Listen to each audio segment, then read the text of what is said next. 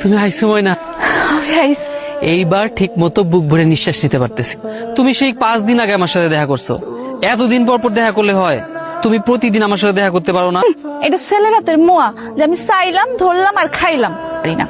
বাবার চোখ ফাঁকে দিয়া কত কষ্ট করে তোমার সাথে দেখা করতে আইছি।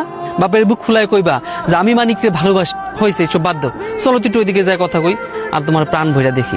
চলো। যা ভাবতেছিলাম তাই না, তুমি ময়নারে ভালোবাসো। হ, একটা সমস্যা আছে। আছে। কি সমস্যা আছে?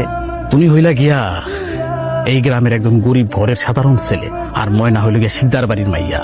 ময়নার বাপ যাই না শুই না কখনোই তোমার সাথে ময়নারে বিয়ে দিবে না। ময়নারে আমি মনে প্রাণে ভালোবাসি। তুমি ময়নারে নিয়ে সারা জীবন বাঁচবা। সেটা কেমনে করব? কেমনে? একদম সোজা। তুমি বিদেশে যাইবা, বিদেশে যাইয়া তুমি টাকা পয়সা কামাইবা, তারপর তুমি ময়নার বাপরে প্রস্তাব দিবা। ময়নার বাপে তোমার টাকা পয়সা দিকে তোমার সাথে বিয়ে দেওয়ার জন্য রাজি হয়ে যাবে। বিদেশ যেতে তো অনেক টাকা পয়সা লাগে।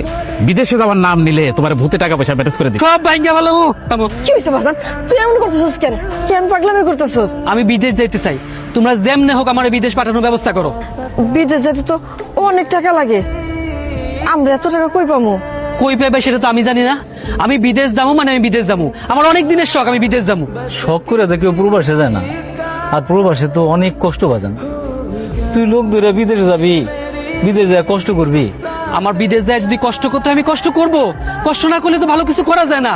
আমি কষ্ট করব, কষ্ট করে ফিরে আসবো, টাকা পয়সা কামাই করে ফিরে আসবো। আমার একটাই কথা, আমি বিদেশ যাবো মানে যাবোই। তোমরা যেমনে পারো টাকা পয়সা জোগাড় করো। তুমি একটু পোলাটারে ভালো করে বুঝাও, ওই যদি বিদেশ চলে যায় আমি তোর ছাড়া থাকতে পারবো না। মানিক তো খারাপ কিছু কয় না মানিকের মা। তাছাড়া পোলাপান বড় হইলে তাগো শখ আলাদা আলাদা চিন্তা ভাবনা এইসব থাকে।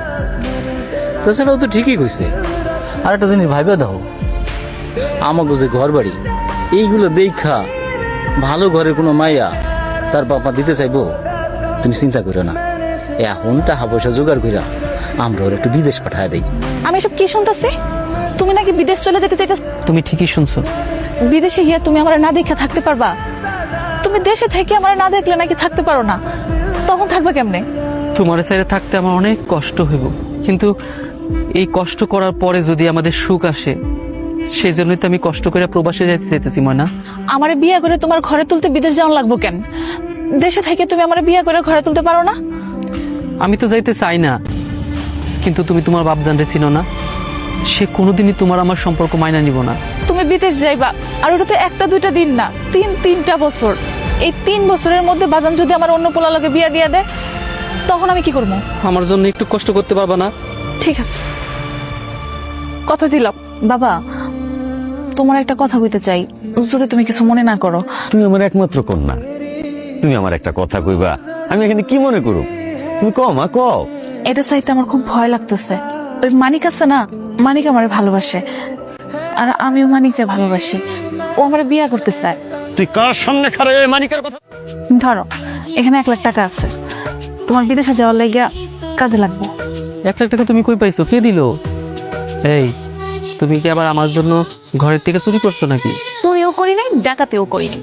আমার কথা যে কইছো কিছু কয় নাই? আরে পাগল, বাজারে তো তোমার কথা কইনি, বাজারে একটা ছোট্ট মিথ্যা কথা কইছি।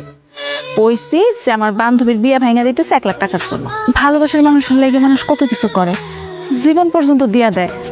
আর আমি তো সামান্য একটা মিথ্যা কথা কইলাম। না, ধরো টাকাটা রাখো। তোমাকে সবার ভালোবাসায় আমার মনে হইতেছে আমি খুব ভালোভাবে বিদেশ যেতে পারবো। এই বিদেশ থেকে আইসা বাড়িঘর ঠিক কইরা, তারপর বউ কইরা তোমার ঘরে নিয়ে যাবো না। বাজান, কইছিলাম কি আমি তোর সাথে যাই। কষ্ট করে তোমার যাওয়ার কোনো দরকার নাই, কাশেম ভাই আছে, সেই সব সামলাবে। কাশিমি তো ভরসা। আম্মা, তুমি কান্নাকাটি করো না। এমন করে কান্নাকাটি করলে আমি যাইতে পারবো? আমি বিদেশ যেয়ে থাকতে পারবো তোমাকে সাইরা? এখন চুপ করো আম্মা। আমার বুকটা ফাইটা যেতেছে বাজান। তুমি যদি এইভাবে ভাঙে পড়ো, তাহলে হয় বিদেশের মাটিতে মন শক্ত করে কেমন থাকবো? বাজান, তুই রওনা দিস, দেরি হয়ে যাইতেছে। আমি তোমার জন্য রাস্তার ওয়েট করতেছি। ঢাকার গাড়ি টাইম মতো ছাড়ে, পরে যদি না পাই বিপদ হয়ে যাবে তো। আসো, তাড়াতাড়ি আসো, দাও ব্যাগ দাও। আল্লাহর কাছে দোয়া করো আমার পোলাটা যেন ভালোভাবে পৌঁছে আছে। ওর জন্য আমি কেমনে থাকো? কইলা যাইতেছো, একটা বার আমার সাথে দেখা করার প্রয়োজন মনে করলা না? আমি জানি তো, রাস্তার পাশে তুমি ঠিক দাঁড়ায় থাকবা, তোমার সাথে আমার ঠিক দেখা হইব, আমার মনের কথা সত্যি এগুলো মানা। সবকিছু যেন তোমার মনের কথা মতোই হয়, তোমার প্রবাস জীবন যেন ভালো হয়। ময়না, যাওয়ার আগে তোমার দুইটা হাতে ধরে কয়ে যায় আমার জন্য তুমি অপেক্ষা করো ময়না। আমি ঠিক 3 বছর পর ফিরে এসে তোমার আমার ঘরে তুলে নেব। ভালো থাকো, আমি যাই। দাম নাই, খবর আসি। বাজান কইতাছিলাম কি, আমার মানিক তো বিদেশে গেল, আমি তো কোনো খোঁজ খবর পেলাম না, ভালো মন্দ কোনো কিছু জানতে পারলাম না। তুমি কিছু জানছো? কাকা কি বলেন আপনি? আমি যদি না জানি তা জানবো কেটা?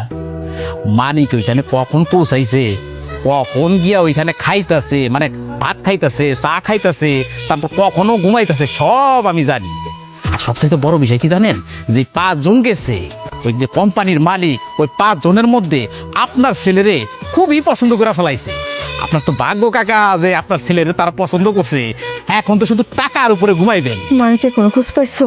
আমার মানিক ঠিক মতো গেছে কিনা কোনো কিছু জানতে পারছো? হ্যাঁ, ওই কাশেমের লোকে দেখা হচ্ছে। কি কোনো ভাসেন? আমার মানিক ভালো আছে তো? ঠিক মতো পৌঁছেছে তো? আর মানে ঠিক মতো খাওয়া দাওয়া করো তো? আমি তোমার এতগুলো কথা পেলাম, তুমি কোনো কথা কও না কেন?